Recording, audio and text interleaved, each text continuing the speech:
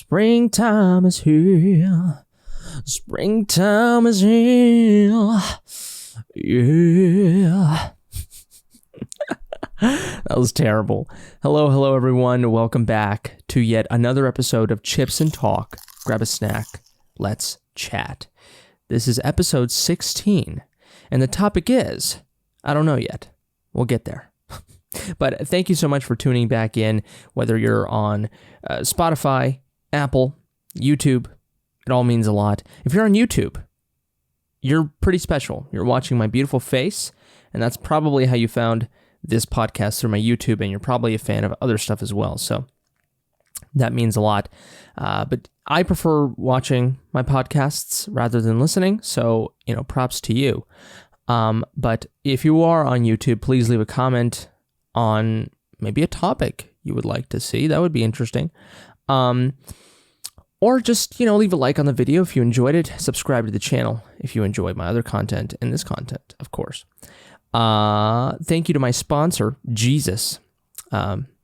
Always. He is always sponsoring our videos. I'm not religious, but I think that's pretty funny. If you are on iTunes, Spotify, or anything, please leave a review. It really helps a ton. Leave that 5-star gourmet ratatouille meal. That'd be great.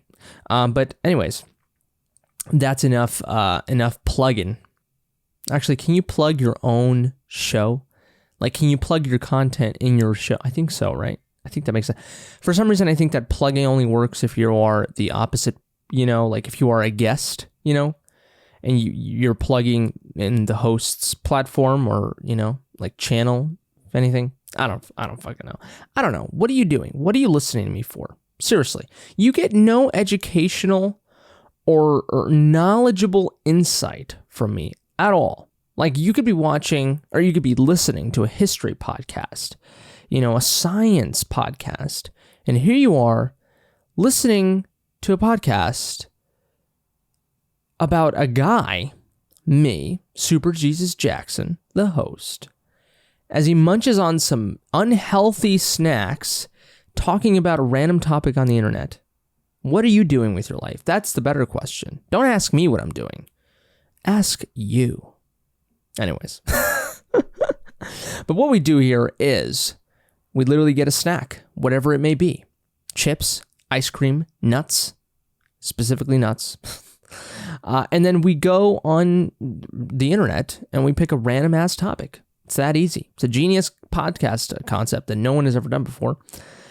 Jesus, some of you who listen to every episode are probably like, Jesus Christ, this guy says the same shit every time in the intro. Yeah, I don't know. There's a lot of people that do that, and I feel like, maybe I should be different. I probably shouldn't do that.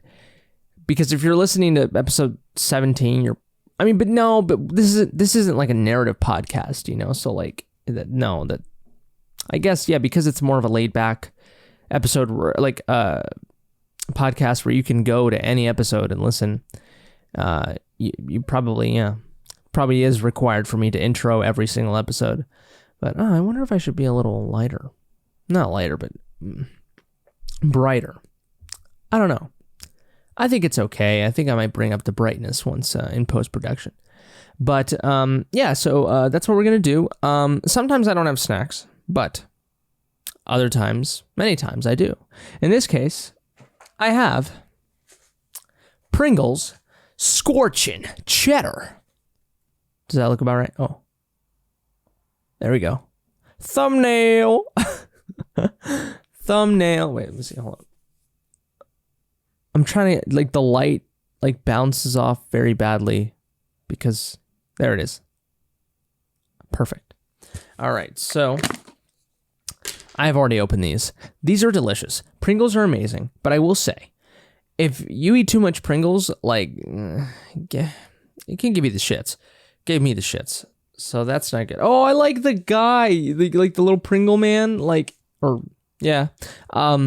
He's usually fine. His eyes are fine or whatever, but this time he's got little smoke coming out and his eyebrows and his eyes are like in pain because it's spicy. That's interesting. Anyways. All right. So, we're not gonna do a taste test here because we already know it's basically cheddar Pringles just with some you know, spicy, you know, the food coloring on it.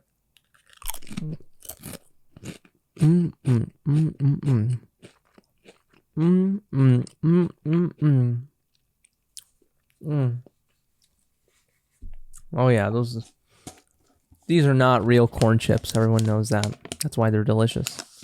Oh shit. This is the bad part about the Pringles. Once, like, you know, like at the top, you're not getting them immediately right here. You have to like fucking really fucking go in there. Or you gotta fucking shake it up, you know? There we go. Oh my god. This is just so good. Get that ASMR action. Oh yeah. Ooh, this one's got shitload of dust on it. Oh. That's amazing. That's godlike. Let me move that aside here. What is your favorite Pringle flavor? And if anything, what snack are you snacking on right now? Is it a cup of coffee? Is it nuts?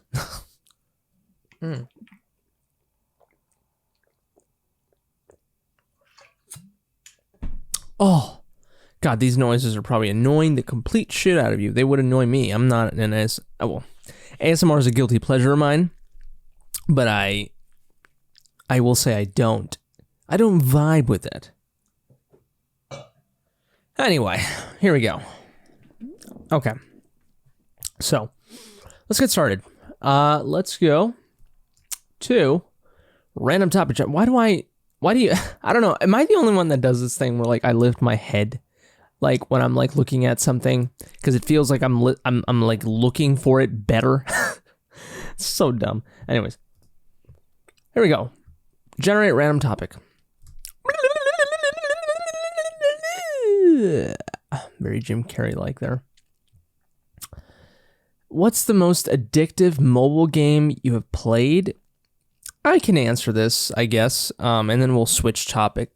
We'll switch topics because you can only talk about a fucking mobile game for so long.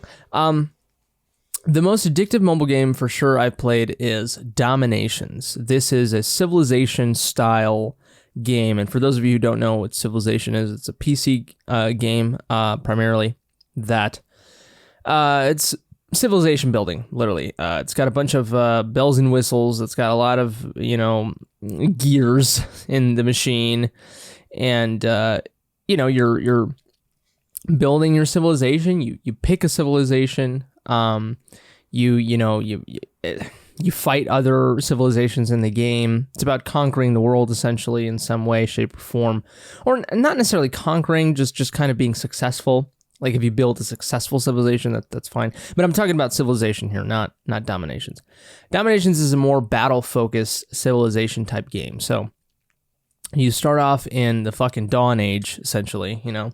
You build yourself up through the Classical Age, the Enlightenment Age, the Medieval Age, Enlightenment Age, Industrial, Information, Digital Age, you know, so many ages. But you also focus on creating, you know, building, fortifying your army, and then you go battle and do world wars and shit. And you pick from different nations, the Romans, the Koreans, Japanese, Germans, so on and so forth. And each nation has their own little bonus, and there's like a library for you to do research that will make your civilization better. And it is economy based as well. You do have a little, like a town that you start growing and growing, and you know you increase your defenses because people can attack you. And also there's just regular battles as well, not just world wars. And you know, when you go in battle and stuff, you go and loot. The economy is money and food, and oil eventually. But you know, you go fight other. You just go search for bases that you can attack. It's kind of like Clash of Clans. That's a better description for it. But I prefer it because it's more grounded. It's not fantasy based. and I think it's more strategic as well. But you know, you go and you loot other players, you try to destroy their bases, and you get their food and their money, and then you go back to your town and you invest it into your own, you know, town. You increase your defenses, you upgrade your farms for your meats, and upgrade your markets, upgrade your roads, upgrade your town center, which is your main hub. And like I said, you do research in the library to increase your economy, to better your economy, better your strength in your armies. You do, there's other stuff like the university as well, which you can sort of get knowledge from world leaders, upgrade, there's upgrade trees based off of world leaders, or historic leaders, that is. And that gives you benefits for your army and stuff like that. So early on, the game was kind of balanced. It was offensive and it was defensive, but the game has always been offensive driven, like even from the very beginning, where like it was more balanced. And then over the years, the way they've updated it, they've just honed in on the offensive thing. And so at this point, it's a hugely offensive game. I stopped playing probably 2 years ago. 2 years ago, I would say at this point. I tried to get back into it, I think maybe like a year and a half ago. I don't fucking know.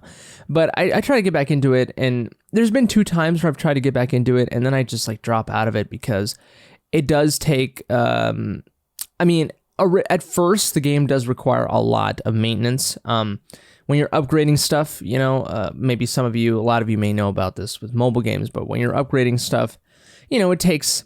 Early on in the stages of the game, you know, it takes like an hour, 30 minutes, you know, to fix something, to upgrade something. And then by the time that you've been playing for a while and you've upgraded your base and you're kind of far into it, you know, now it's taken days to upgrade something. You know, there's fucking, you know, I think like a week, almost 2 weeks, like you know, these are real upgrade times, you know, and that's cool. It's kind of realistic, right? Like you can't fucking build Rome in a day, right? So, like, it's understandable that it would take a while. But for a video game, it's like, Jesus Christ. But also, you have to understand this is a mobile game. And so they have also real-world currency. They call it crowns that you can get based off of, you know, how much money you want to put in. And if you put in money, you get some more crowns, and you can use it to, you know, speed up your upgrades, to speed up your army, the way how fast it builds, and then you can go fight again, and just so many other things. You could use it for literally everything, and of course, this is how they make their money because the game is free to play. So I understand, but you can definitely go overboard with it, and it went overboard with it with the offensive, because. And they introduced this thing, you know, where there's like, not only was it crowns now, and, you know, speeding up your upgrade times or whatever. Now it's like they have like stronghold, like tactic cards and stuff. And these like have little armies within them. Like if you have a card with like a bunch of like archers, you know, or you have another card with like a catapult or something, you know, like, they're just a bunch of like, you know, they're just a bunch of cards that you can bring on to a battle additionally, or to a world war, you know, like, and you can get a little bit of an upper edge. And you got to the point where you can bring, like, if you have crowns, you could fucking buy these, you know, like, and so some of these people would have a shit ton, you know what I mean? When they would, now there is like, you know, a limit to how much you can bring, but I mean, come on, like if you're always bringing them, you know, because you're always spending money in the game, it's like, fuck. And then also, additionally, it made defense a little harder as well. And actually, I stand corrected.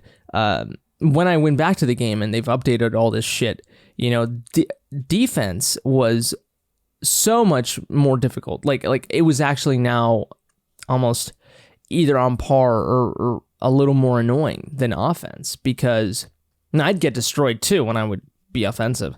But I mean, like, the stronghold troops, there's a little building called the stronghold, and you can put cards with troops or whatnot in that building, and that's just another extra building of defense. And usually, this is why it's bullshit, you know, someone in the medieval age where they only have, defenses based on the medieval age. So they only have, they don't have fucking catapults. They don't have oil. They don't have tanks.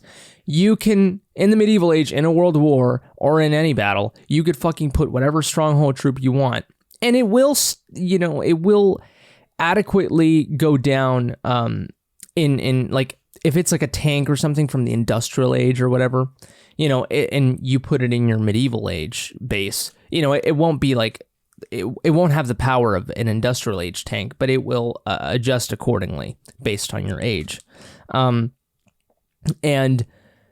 people would do this. They would fucking have like 3 or 4, and they would pick usually like troops that kill your troops really easily, like machine gunners or archers, troops that are specifically designed to kill human beings in your your army. And sometimes they get tanks, and whatnot. And so that's the shit that would fucking, come out of this stronghold. And it was just another defense building. But it was fucked specifically because it can expel these certain troops that would wipe out your army like that, And it is interesting, the way that we played the game before that was different, and I thought more fun and strategic. But I mean, I don't know, maybe that's just my opinion. I mean, you could be strategic in many ways. But then once they added all that shit, the game became strategic in other ways, and you had to learn how to deploy your troops in different ways and all that shit. And I just didn't have the patience for that. But also, I just found the game to be too focused on money. I understand it's free, but I would much rather I would have bought that fucking game. I would have paid fucking $60, $50 for that game because it was that fun. But, monetization-wise, they wouldn't earn as much money. And, it's a mobile game, so they can't really do that. That would be weird. But it would also be this thing where, how would you balance that? How would you balance it? How would you make it continually more fun? Or how would you, update the game? Shit like that. But I mean, hey, there's DLC packs and stuff like that in normal video games. They could do that with a mobile game, but, it is difficult. It's a different type of economy for a mobile game. And the way that the game is structured and developed and the evolution of it. So I ended up talking a little bit too much of that. I can't believe I have a podcast episode about a fucking mobile game. So hopefully you were interested. My girlfriend was playing it for a bit. She found it quite interesting at first, but then she stopped eventually. And but I love that game. I love that game. And I was like in like a fucking like alliance, you could team up with other players and build this kind of alliance, and alliances fight other alliances in world wars and stuff. And you get a lot of loot. Like it was fun. Like it was really cool, but got to the point where it was just too money driven and so much shit. It was too much shit, in the game. And, I don't know. It just didn't work out for me. And I get the itch sometimes to go back. It's a little addicting. I don't know what it is. I think partly it is because it's on the phone, but I don't know what it is, but it's just addicting. But I have it like an itch to play it, but I have an itch to, it's kind of like a fucking drug. It's like I have an itch to receive that high that I once received with that game. But I don't go back to it because I know that, like, once I go back to it, I'm just going to be like, ugh, this is not very good or whatever. Or I'll be, like, enamored with it for, like, a week. And then I'll be like, fuck this shit. I always lose, or the world wars suck, the defense is too hard, or the offense sucks, or whatever. So, it's kind of disappointing, but, the itch of that game will always be in me, and it's kind of fucking disturbing. I hate the fact that it's kind of like a drug in a way. It's crazy. Like, I don't receive an itch with a video game. Like, with my video games, like, I mean, yeah, like I have an itch to always play them, but it doesn't feel like as much of an itch as it does with this mobile game. And that's kind of gross. And I think a lot of it has to do with the fact that it does have that money aspect where you can put in however amount you want, And I did spend money back in the day. I did spend money on it. I did buy, crowns and stuff like that. Probably easily over $100 for sure. And that's like an underestimate for sure. Must have been at least 300. I don't know, some more. And then when I was able to get more disposable income,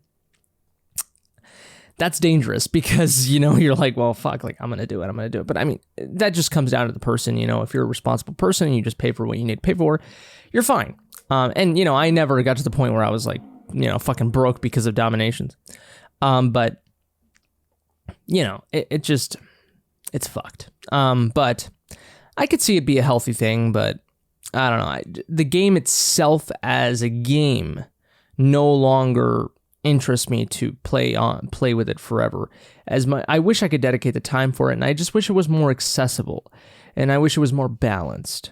And then maybe I would dedicate all my time for it, but not right now, and probably not ever, because clearly they're still going, and they're still getting, and there's a bunch of cheaters as well in the game, a lot of frustrations, bugs, instability issues, and that's just fucked. It's just problem after problem after problem. But it was a great game. I will say that. And, there's still plenty of people playing it. But I think the amount of the hype with it, all that was definitely lessened. And I don't know how Clash of Clans is doing. I don't see it in the mainstream anymore. It'd be interesting to check that up. But I don't know, is there a mobile game that you have played that is addictive? I know for sure another game that was addictive was Temple Run. That was a fucking classic. I play that game all the fucking time on the bus. And then Temple Run 2 was even better. I will say that. And usually sequels are not better than the first one. The first one had shit-ass graphics, but it was fun. The second one became much more pretty looking. And maybe mechanically it wasn't as engaging as the first one. But it was still Temple Run, And of course, had some monetization things, The shit that happens in our video games today with microtransactions, we can thank Apple Arcade for that. And the way that mobile games are, that's where they come from. That's where our PlayStation, Xbox video games have gotten this crappy monetization, microtransaction world BS.